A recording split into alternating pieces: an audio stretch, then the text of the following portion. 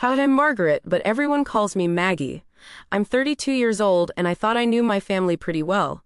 Growing up in a small town in Oregon, we were the picture-perfect family on the surface. Mom was the church organist, Dad ran the local hardware store, and my older brother was the golden child who could do no wrong. But sometimes the most devastating secrets hide in the most ordinary places, like our kitchen on a rainy Tuesday night 15 years ago. Before we dive into this story, I'd love to know where you're watching from. Please hit that like button and subscribe if you want to hear more real-life stories like this. Trust me, you won't believe what happened next. Growing up in small-town Oregon in 2009, our family looked like something straight out of a Norman Rockwell painting. I was 17 then, a senior in high school trying to figure out my place in the world. My mother Helen was 45 and served as the church organist at First Baptist. Everyone in town knew her perfectly pressed dresses, her immaculate hair, and her ability to organize any church event with military precision. She was what people called a pillar of the community. My father Robert was 47 and owned Thompson Hardware, the store his father had started decades before. Dad was the quiet type, always ready with a gentle smile and helpful advice about fixing whatever was broken. He adored my mother with the kind of devotion you see in old movies. Every morning, he'd bring her coffee in bed and kiss her forehead before heading to work. Then there was my older brother Daniel, 19 and a sophomore at Oregon State studying pre-med. Daniel was everything our parents had dreamed of in a child. Perfect grades, student body president in high school, volunteer work at the hospital, and a girlfriend from a good family. When Daniel came home for weekends, the whole house seemed to light up. Mom would cook his favorite meals. Dad would beam with pride, talking about his son, the future doctor, and everyone would hang on Daniel's every word about college life and his ambitious plans. And then there was me, average grades, no clear direction, and a secret passion for graphic design that I was too afraid to share. While Daniel excelled at everything academic, I found myself drawn to art classes and spending hours on the computer creating digital designs. But in a family where success was measured by traditional achievements, my interests felt frivolous and worthless. Our daily life revolved around maintaining appearances. Every Sunday, we'd sit in the third pew at church, looking like the perfect family. Mom would play the organ with such grace, Dad would usher with his warm handshakes, and Daniel, when he was home, would help with the youth group. I'd sit there feeling like an imposter, knowing I didn't measure up to the family standard. The tension started building when college applications were due. While Daniel had known since middle school that he wanted to be a doctor, I was still figuring things out. My parents assumed I'd follow a practical path like nursing or teaching. When I mentioned my interest in graphic design, Mom's reaction was immediate and harsh. Art isn't a career, Margaret. It's a hobby. You need to think about your future realistically. The comparisons to Daniel became constant. Your brother never gave us this kind of trouble with his college plans. He knew what he wanted and went after it. Every conversation about my future ended with disappointment written across Mom's face and Dad's uncomfortable silence. I started noticing how Mom's criticism extended beyond college plans. She'd comment on my appearance, my choice of friends, even the way I carried myself. People are watching, Margaret. What will they think if the organist's daughter looks sloppy? She seemed obsessed with what others thought, constantly worried about maintaining our family's reputation in town. The church community began to feel suffocating. I'd overhear whispered conversations about families whose children had disappointed them, and I could feel Mom's eyes on me, making sure I understood the message. I was becoming the cautionary tale she feared her friends would whisper about. Dad's silence during these moments hurt almost as much as Mom's criticism. He'd look uncomfortable, but never intervened, always deferring to Mom's judgment. I began to feel like an outsider in my own family, walking on eggshells and constantly falling short of expectations I could never quite understand or meet. The breaking point was approaching, though I didn't know it yet. Our perfect family facade was about to crack, and the truth hiding beneath our polished surface would change everything forever. The college rejection letter arrived on a gray October afternoon in 2009. I'd applied to the nursing program at the local community college, mainly to please my parents, but my heart had never been in it.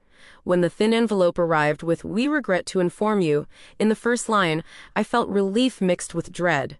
That same day, a thick envelope arrived from the Art Institute of Portland. I'd applied secretly, using money from my part-time job at the local diner to pay the application fee. My hands shook as I opened it. "Congratulations, we are pleased to offer you admission to our graphic design program." I should have felt pure joy, but instead I felt terror knowing I'd have to tell my parents. That evening's family dinner became a disaster I'll never forget. Mom had made her famous pot roast, the one she always prepared when she wanted everything to be perfect. Dad was talking about a new shipment of tools at the store when I decided to rip the bandage off. "I got my college acceptance letters today," I said, trying to keep my voice steady. Mom's face immediately brightened. "Wonderful, I knew you'd get into the nursing program. When do classes start?" "Actually, I didn't get accepted to nursing school, but I got accepted to the Art Institute." The silence that followed felt like it lasted an hour. Mom's fork clattered against her plate, and Dad stopped chewing mid-bite. The disappointment that washed over Mom's face was devastating. "Art school," she said, her voice rising. "Margaret, we've talked about this. Art isn't a career, it's not stable. What kind of future will you have?" "Mom, I'm really good at this. My portfolio was strong enough to get accepted, and they even offered some financial aid." "Financial aid we won't be using," she snapped. "You're going to reapply to nursing school for next semester. This art nonsense stops now." Dad shifted uncomfortably in his chair. I waited for him to say something, anything, to support my dreams or at least acknowledge that they mattered. But he just looked down at his plate and continued eating in silence. "Your brother Daniel is excelling in pre-med," Mom continued, her voice getting sharper.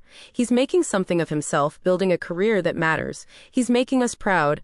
And then there's you, chasing after childish fantasies." The comparison to Daniel hit like a physical blow. It wasn't the first time, but this felt different. This felt final. "I'm not Daniel," I said quietly. "No, you certainly are not," Mom replied coldly. "Daniel has never been such a disappointment to this family." The word disappointment hung in the air like smoke. Dad continued his silence, apparently deciding that staying out of it was easier than defending me. I excused myself from the table and spent the rest of the evening in my room, staring at the Art Institute acceptance letter and wondering if I'd ever be good enough for my own family. Over the next few weeks, the tension in our house became unbearable. Mom would make pointed comments about some people's unrealistic expectations and children who don't appreciate their parents' wisdom. She started telling people at church that I was taking a gap year to mature and make better decisions. Daniel came home for Thanksgiving, and the contrast became even more obvious. Mom doted on him, asking about his classes, his girlfriend Sarah, and his plans for medical school. She'd beam when he talked about his anatomy classes or his volunteer work at the campus clinic. Then she'd look at me with this expression of profound disappointment, as if my very presence was a reminder of her failure as a mother. I began to feel like a stranger in my own family. My friends started to notice the tension too. When I'd pick up shifts at the diner, my coworkers would comment on how stressed I looked. The weight of constantly disappointing my family was crushing me.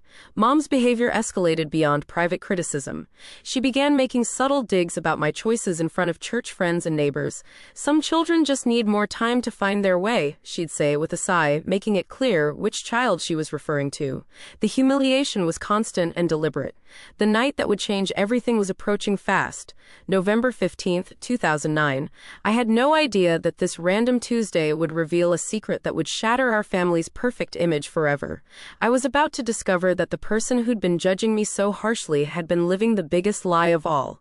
November 15th, 2009, started like any other Tuesday. I'd been working a dinner shift at Murphy's Diner, serving coffee and pie to the usual crowd of farmers and truck drivers.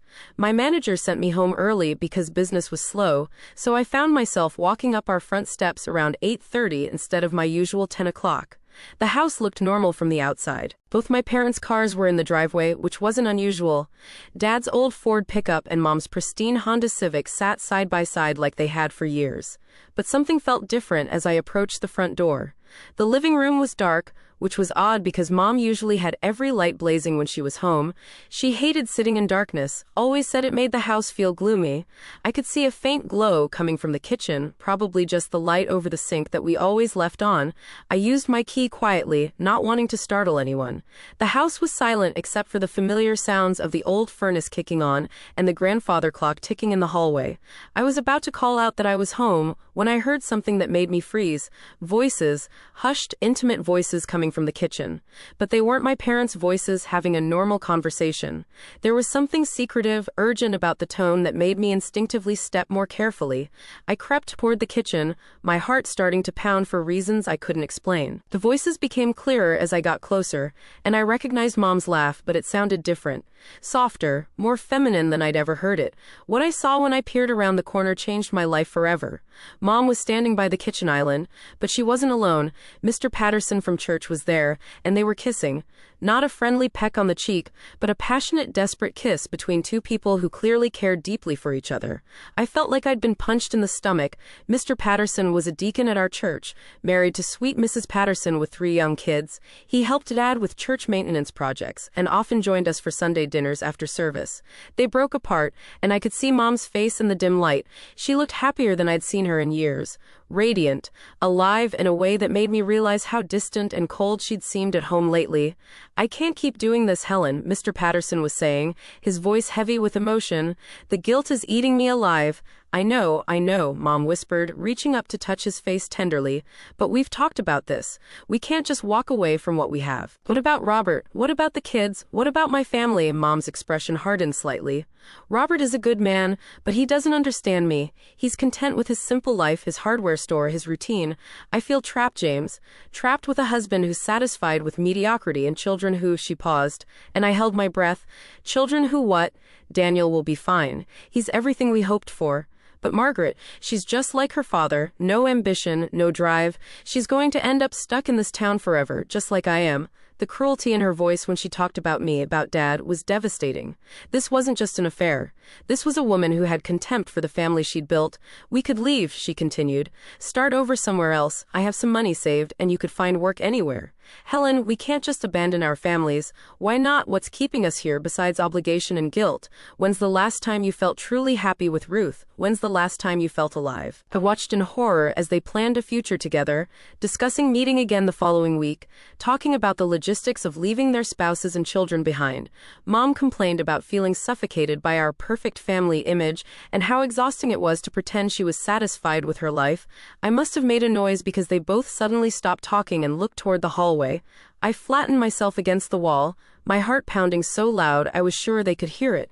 After a few terrifying seconds, I heard Mom say something about thinking she heard the furnace, and their conversation resumed. I managed to creep back to the front door, slip outside, and then come back in loudly, calling out that I was home. By the time I made it to the kitchen, they were gone. Mom appeared from the living room a few minutes later, smoothing her hair and looking flustered. "You're home early, sweetie," she said, her voice artificially bright. "Slow night at the diner," I managed to reply, though my voice sounded strange even to my own ears. "Your father went to bed early with a headache. I was just cleaning up in here." I looked around the spotless kitchen, seeing it with new eyes. This was where my mother planned her escape from our family. This was where she betrayed not just Dad, but all of us. That night, I lay in bed staring at the ceiling, trying to process what I'd witnessed. At 17, I wasn't prepared to handle such adult betrayal and deception. The woman who'd been criticizing my choices and comparing me unfavorably to Daniel was living a lie bigger than any mistake I could ever make. The next morning, I watched Dad bring Mom coffee in bed like he did every day, kissing her forehead with such genuine love and devotion. She smiled at him sweetly, playing the part of the grateful wife while I knew the truth about her secret relationship. I noticed things I'd missed before. The new perfume she'd been wearing, the way she'd started dressing more carefully, even for mundane errands, the late nights she explained away as extra church committee meetings or volunteering at the food bank. The affair wasn't new. This had been going on for months, maybe longer, and I was the only one who knew. Living with the secret of Mom's affair felt like carrying a boulder on my chest. Every day became an exercise in pretending normalcy while watching a lie unfold in front of me. The knowledge changed everything about how I saw my family, my mother, and myself. Watching Dad's continued devotion was the hardest part. He'd come home from the hardware store with little surprises for Mom, flowers from the grocery store, or her favorite chocolate from the pharmacy. She'd smile and thank him, playing the grateful wife, while I knew she was planning to leave him for another man. The church community became even more unbearable. Seeing Mr. Patterson standing at the pulpit during Sunday service, leading prayers and readings about faithfulness and moral living, made me feel sick. Mrs. Patterson would sit in the third row with their 3 children, 8-year-old twins, and a toddler, completely unaware that her husband was planning to abandon them. I started noticing the signs of the continuing affair everywhere. Mom would disappear for hours, claiming she was visiting sick church members or organizing charity events. She'd come home with elaborate stories about who she'd seen and what they'd talked about, but her explanations seemed rehearsed and overly detailed. Her treatment of me became even harsher, as if my presence reminded her of the family she was betraying. The criticism increased, and I began to understand that her guilt was manifesting as anger toward the people she was deceiving. It was easier to find fault with us than to face what she was doing. "Margaret, your room is a disaster. What will people think if they see how you live?" she'd snap. "Even though no one ever went in my room, your grades are still mediocre. Daniel never gave us this kind of worry about his future. Stand up straight. Fix your hair. People are watching, and you represent this family." The constant judgment became background noise, but it was wearing me down. I began to withdraw from friends and activities, spending more time alone and feeling increasingly isolated within my own family. Daniel came home for Christmas break, and the contrast became even more painful. Mom transformed into the doting mother, hanging on his every word about college and his plans for medical school. She'd cook elaborate meals and organize family activities, playing the role of perfect mother, while I knew the truth about her double life. During one family dinner, Daniel mentioned that his girlfriend Sarah might transfer to a different school. "That's too bad," Dad said. "She seems like a lovely girl." "She is," Daniel agreed. "I can't imagine being with anyone else." When you find the right person, you just know. Like you and Mom. You guys are so lucky to have found true love. Mom smiled at Dad across the table, reaching over to squeeze his hand. "We are very blessed," she said, her voice full of false warmth. I had to excuse myself from the table. The hypocrisy was suffocating. The years that followed were a blur of carrying the secret while trying to build my own life. I did end up going to art school, despite Mom's objections.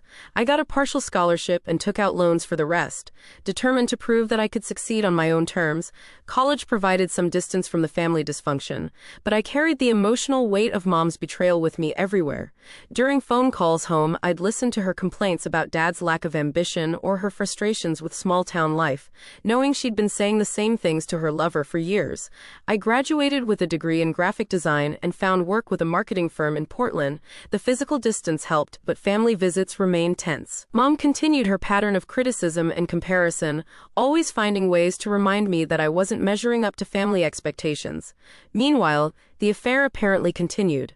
I'd see signs during visits home: new clothes, unexplained absences, the same secretive phone calls and manufactured explanations. Dad remained oblivious, trusting and devoted as ever. Daniel finished medical school and started his residency. Mom's pride in his achievements became her primary identity in the community. "My son the doctor," was how she introduced herself, as if his success validated her entire existence. The Patterson family eventually moved away when Mr. Patterson got transferred to a different job. I never knew if the affair ended then or if they found ways to continue it from a distance. Mom seemed more irritable and restless after they left town. As I moved through my 20s and into my 30s, the secret became a wall between me and any real relationship with my mother. How could I respect someone who was living such a fundamental lie? How could I trust her judgment about my life choices when she was making such destructive choices in her own life? The family dynamic never changed. Daniel remained the golden child, Dad remained the devoted husband, and I remained the disappointment who couldn't live up to the family standard. Mom's criticism of my life choices continued through every visit, every phone call, and every family gathering. But the secret was getting heavier with time, not lighter. 15 years of knowing the truth while watching the lie continue was taking its toll. I found myself becoming more confrontational during family visits, less willing to accept Mom's criticism without pushing back. The breaking point was coming, though I didn't realize it yet. After 15 years of silence, I was about to reach the moment where carrying the secret hurt more than revealing it. And that moment would come at our annual family reunion, in front of everyone who mattered to Mom's carefully constructed image. July 2024 brought our annual Thompson family reunion, a tradition that had been going on for as long as I could remember. Extended family from across Oregon and Washington would converge on our small town for a weekend of barbecues, stories, and catching up. Mom always treated this event like a performance, her chance to showcase our family's success and status to everyone who mattered. This year felt different from the moment I arrived. Maybe it was because I was 32 now and finally comfortable with who I'd become, or maybe it was because I was tired of pretending. I'd built a successful career in marketing, had good friends, and was finally at peace with my decision to choose art over the practical path Mom had demanded. The reunion was held at our church's community hall, a space Mom knew better than anyone since she'd organized countless events there over the years. She'd spent weeks preparing, coordinating dishes, decorating tables, and making sure everything reflected perfectly on our family's reputation. As relatives arrived throughout Saturday afternoon, I watched Mom work the room like a politician. She had conversations rehearsed, updates prepared about Daniel's medical career, and his engagement to Sarah, who was now a nurse. They made the perfect power couple in Mom's eyes, successful and traditional and everything she'd always wanted her children to be. "Margaret's here too," she'd add as an afterthought when introducing me to relatives I hadn't seen in years. "She's working in marketing up in Portland." The way she said it made it sound like a consolation prize, something barely worth mentioning compared to Daniel's achievements. Dad was in his element, genuinely happy to see family members and share stories about the hardware store. He'd aged well. Still the same gentle, kind man who'd raised me with patience and love. Watching him interact with relatives, I felt the familiar anger at Mom's betrayal. He deserved so much better than the wife he'd gotten. Daniel arrived with Sarah that evening, and Mom's transformation was immediate and dramatic. She lit up like a Christmas tree, fussing over Sarah's engagement ring and asking about wedding plans. The conversation at dinner revolved entirely around their future, their careers, and their plans for children. "We're thinking about a spring wedding," Sarah was saying. "Something small and elegant." "That sounds perfect," Mom gussed. "Daniel deserves a beautiful wedding. He's worked so hard to get where he is." I sat there pushing food around my plate, feeling invisible despite being right at the table. This wasn't new, but something about it felt more intolerable than usual. Sunday brought the main event, the extended family gathering with aunts, uncles, and cousins I saw once a year. Mom had prepared a presentation of family updates, complete with photos and carefully curated stories about everyone's achievements. She started with Daniel, of course. Photos from his medical school graduation, updates about his residency in cardiology, praise for Sarah and their upcoming wedding. The room was full of appreciative murmurs and congratulations.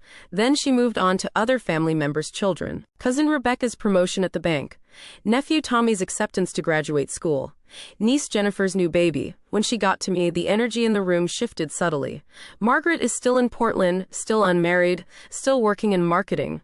The pause before marketing made it sound like something slightly distasteful. Some children take longer to find their path in life. I felt heat rising in my cheeks, but I stayed silent. This was her show after all. But she wasn't done.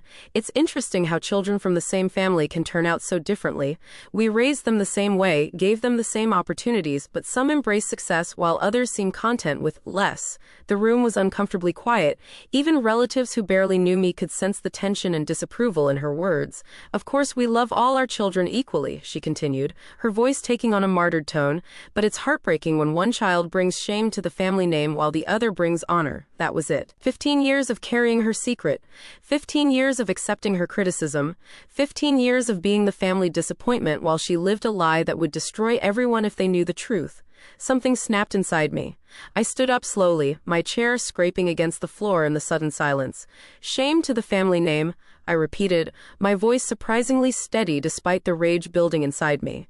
"Margaret," Dad said quietly, clearly sensing danger but not understanding where it was coming from. Mom looked at me with that familiar expression of disappointed authority, expecting me to sit down and accept her public humiliation like I always had.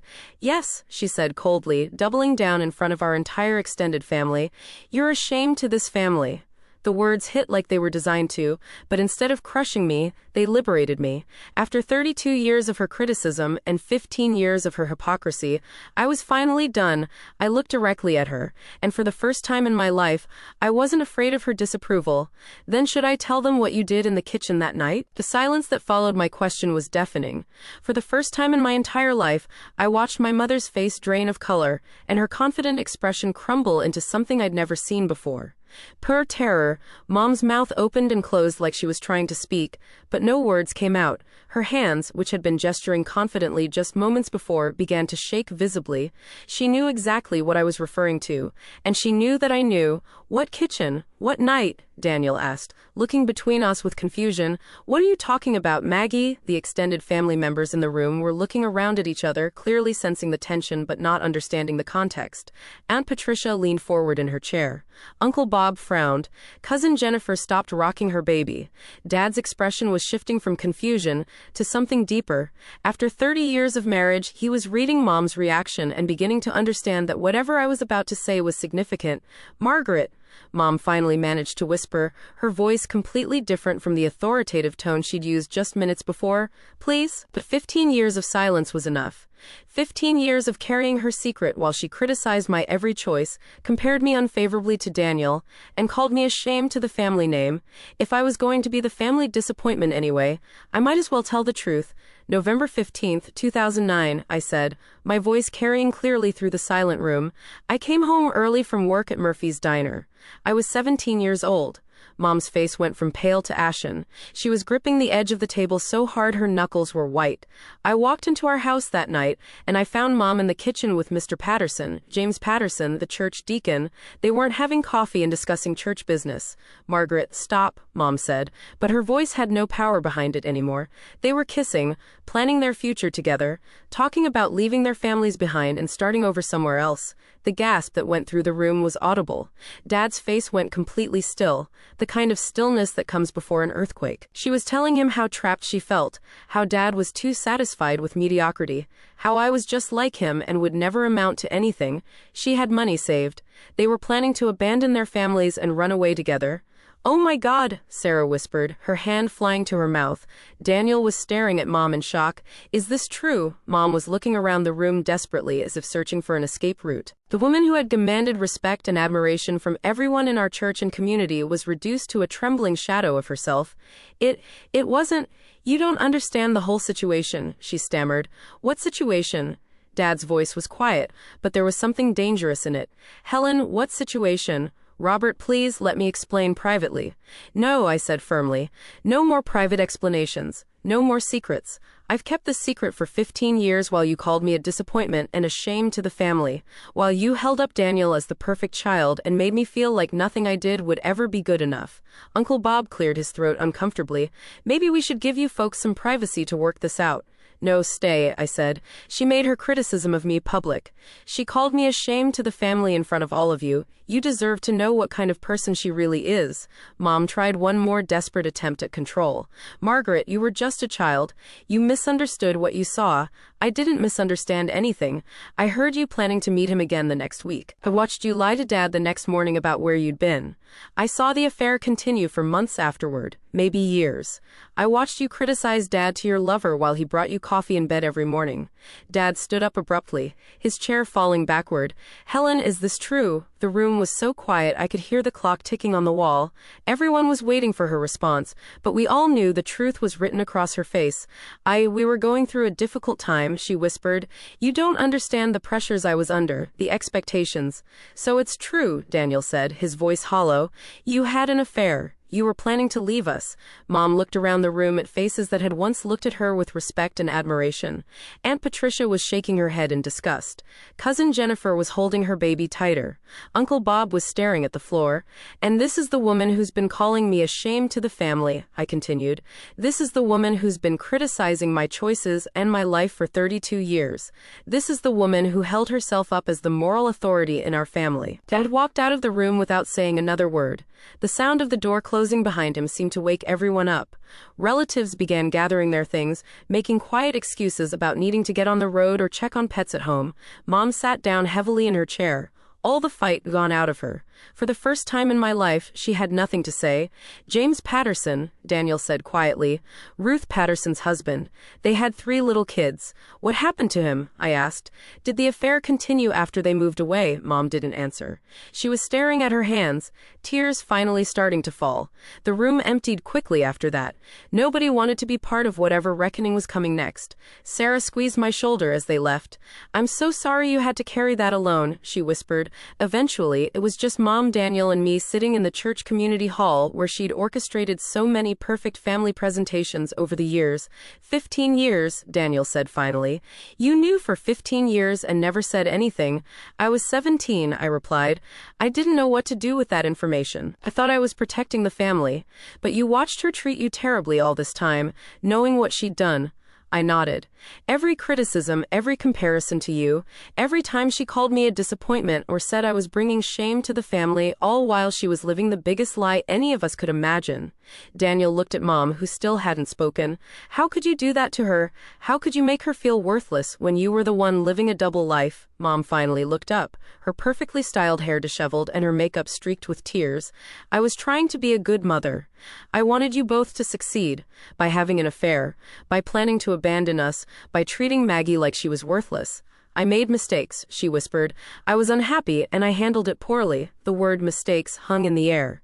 15 years of deception, planning to abandon her family, publicly humiliating her daughter while living a lie. She was still trying to minimize what she'd done, but I was done being angry. Looking at her sitting there, stripped of all her authority and pretense, I felt something I hadn't expected. Pity. You know what the real shame is, Mom, I said quietly. It's not that I chose art over nursing.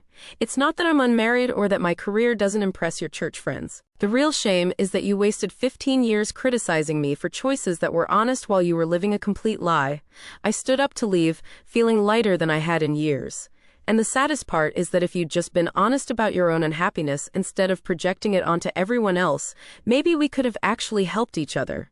The weeks following the family reunion were unlike anything our family had ever experienced. For 32 years, we'd operated under the carefully constructed facade Mom had built, and suddenly all of that was gone. We were forced to confront who we actually were without the pretense and lies. Dad moved into a hotel that very night and didn't come home for a week. When I called to check on him, his voice sounded older and more tired than I'd ever heard it. 30 years, he kept repeating. 30 years of marriage, and I never knew who I was married to. The divorce papers were filed within a month. Dad didn't fight for the house or business assets. He just wanted out of the marriage as quickly and cleanly as possible. The man who had brought Mom coffee in bed every morning for decades couldn't even look at her anymore. Daniel's response surprised me the most. The brother who had been the golden child, who had never questioned Mom's authority or defended me against her criticism, called me 3 days after the reunion. I owe you an apology, he said without preamble. Actually, I owe you about 15 years' worth of apologies. Daniel, you didn't know. That's not an excuse. I watched her treat you differently. I watched her compare us constantly and tear down your confidence. I should have stood up for you, whether I knew about the affair or not. It was the first real conversation Daniel and I had ever had as adults. For the first time, he acknowledged the favoritism that had shaped our entire childhood and young adulthood. I was so focused on being the perfect son that I never questioned whether what she was doing to you was right. He continued, I'm ashamed of the brother I was. Sarah, his fiancée, apparently played a big role in helping him understand the family dynamics he'd been blind to for years. As a nurse, she'd seen how family dysfunction affected people's mental health and helped him recognize patterns he'd been too comfortable with to notice. The extended family's reaction was swift and decisive. Aunt Patricia called to tell me how proud she was of me for speaking up. We all knew something wasn't right in your family dynamic, she said. Your mother's treatment of you was cruel, and now we understand why. Uncle Bob reached out to Dad, offering support during the divorce proceedings. Several cousins called or sent messages expressing their disgust with Mom's behavior and their admiration for my courage in finally telling the truth. Mom, meanwhile, seemed to age 10 years in the span of a few weeks. The confident, controlling woman who had dominated every family interaction became withdrawn and defensive. She tried calling me several times, but I wasn't ready for those conversations yet. When I finally did agree to meet her for coffee 6 weeks later, she looked like a different person. Gone were the carefully coordinated outfits and perfect hair. She looked fragile and uncertain, constantly fidgeting with her hands and avoiding eye contact. I want you to know that I never meant to hurt you, she began. But you did hurt me, for years. I was projecting my own unhappiness onto you. I see that now. It wasn't a real apology, not yet, but it was the closest thing to self-awareness I'd ever heard from her. The affair ended when James moved away, she admitted quietly. We stayed in touch for a while, but the distance made it impossible. I've been living with the guilt ever since, and taking that guilt out on me, she nodded. tears starting to fall. You reminded me of the family I was betraying. Every time I looked at you, I was reminded of what I was doing to your father, to all of us. It was easier to find fault with you than to face my own choices. The conversation was painful but necessary. She wasn't ready to take full responsibility for the damage she'd caused, but she was beginning to understand the impact of her actions. The church community's reaction was predictably swift. Mom resigned from her position as organist and stopped attending services altogether. Small towns have long memories, and the story of her affair and the family reunion confrontation spread quickly. The woman who had worried so much about what people would think was finally experiencing the consequences of her choices. Dad, surprisingly, seemed to flourish once he was out of the marriage. Without Mom's constant criticism and need for perfection, he became more social and engaged with the community. He joined a hiking group, started volunteering at the animal shelter, and even began dating a kind woman named Linda who owned the local bookstore. "I feel like I can breathe for the first time in years," he told me during one of our weekly phone calls. "I didn't realize how much walking on eggshells was affecting me until I stopped having to do it. My own healing process was complicated. I'd spent so many years defining myself in opposition to Mom's criticism that I had to figure out who I actually was when that criticism was no longer the dominant voice in my life." Therapy helped enormously, giving me tools to process not just the affair revelation, but years of emotional manipulation and comparison. The most unexpected gift was the relationship I developed with Daniel. Without Mom's favoritism driving a wedge between us, we discovered that we actually liked each other as people. He was genuinely interested in my work and my life in Portland. I was genuinely proud of his medical career and his upcoming marriage to Sarah. "I wish we'd had this relationship all along," he said during one of his visits to Portland. "We couldn't have," I replied. "The family system didn't allow for it." Daniel and Sarah postponed their wedding for a year, wanting to deal with the family upheaval before starting their marriage. When they did eventually get married, it was a small ceremony with Dad, me, Sarah's family, and a few close friends. Mom was not invited. The business of rebuilding relationships and processing years of dysfunction took time, patience, and a lot of honest conversations. There were setbacks and difficult moments, but for the first time in my adult life, I felt like I was part of a family that valued honesty over appearances. About a year after the reunion, Mom called me with a different tone than I'd ever heard from her. "I've been seeing a counselor," she said. "I'm trying to understand how I became the person I was, the person who could treat her own daughter so cruelly. How's that going?" "It's hard, really hard, but I'm starting to understand that my need to control everyone else's perception of our family came from my own deep insecurity and unhappiness. I took that out on you because you were the safest target." It was the most honest thing she'd ever said to me. "I know I can't undo the damage I caused," she continued, "but I want you to know that none of it was about your worth as a person. You were never the disappointment. I was. We still had a long way to go in rebuilding any kind of relationship, but it was a start.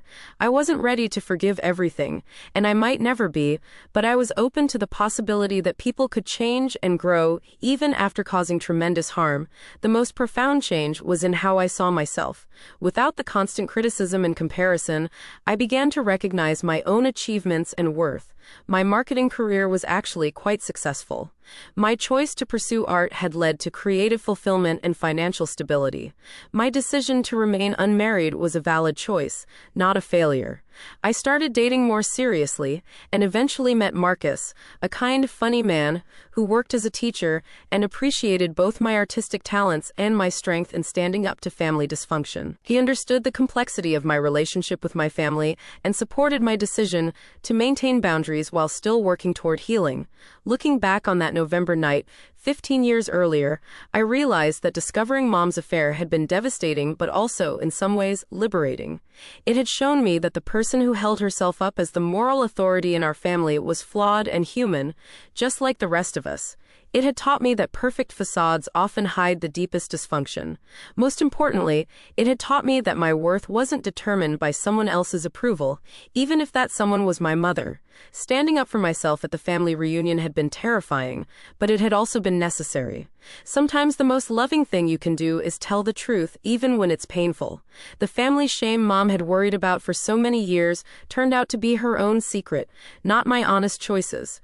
The real shame wasn't in my artistic career or my unmarried status or my decision to live life on my own terms. The real shame was in the lies, the manipulation, and the years of emotional abuse disguised as concern for the family reputation.